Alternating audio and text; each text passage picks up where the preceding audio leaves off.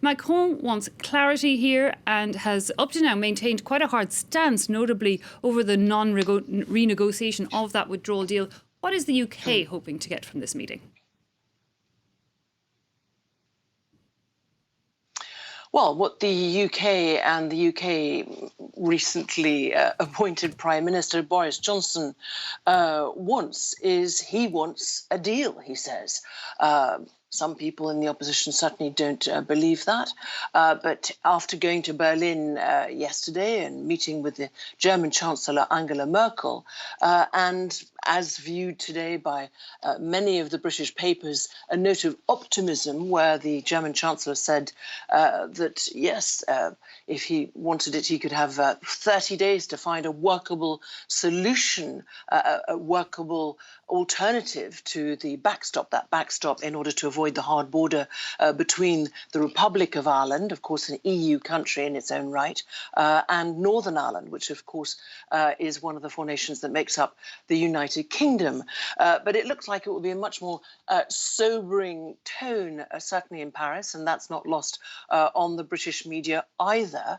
And in a sense, what is being portrayed yet again is that Angela Merkel is the good cop and that President Emmanuel Macron will be the bad cop. But what we know from President Macron speaking to reporters in Paris and what was a pre-G7 summit, G7 taking place this coming weekend, to journalists is that he says that a renegotiation of the terms currently proposed by the British is simply not an option that exists, and that has always been made clear by the EU President Donald Tusk. And of course, the problem, Benedict, is that withdrawal deal has been rejected multiple times by the Parliament in Britain. Now we're hearing one source at the Elysee saying that if the UK would head towards new general elections, that could be a reason to extend the Brexit date yet again. On your side of things, where does it look to be that the UK might be headed?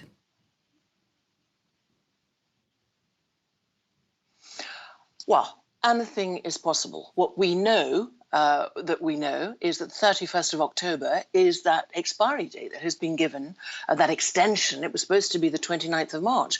That came and went. There were supposed to be no European elections. They had to be held because the United Kingdom is still, as we speak, part of the European Union. But no doubt, in June 2016, the British people voted in favour of a Brexit. David Cameron resigned over it. Theresa May has stepped down over it. Boris Johnson's been in power since the 24th of July, has made a point of visiting the four nations that make up the UK, of saying that he would not meet any foreign leaders and go to make foreign EU trips until and unless they dropped the backstop. They haven't.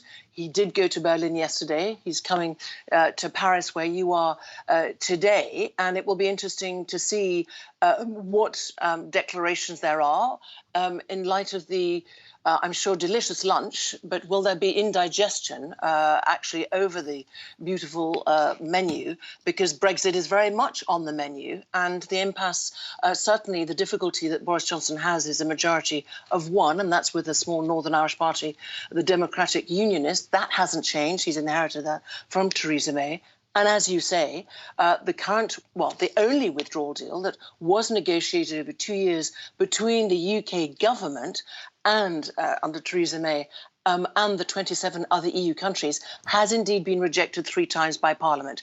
And as we speak, Parliament is in recess, MPs are on holiday, but when they come back on the 3rd of September, we expect attempts to try and stop the Prime Minister from going through with a no deal. So many uncertainties, which we will all cover, including today, on this Brexit journey. And this is 70 days from the 31st of October.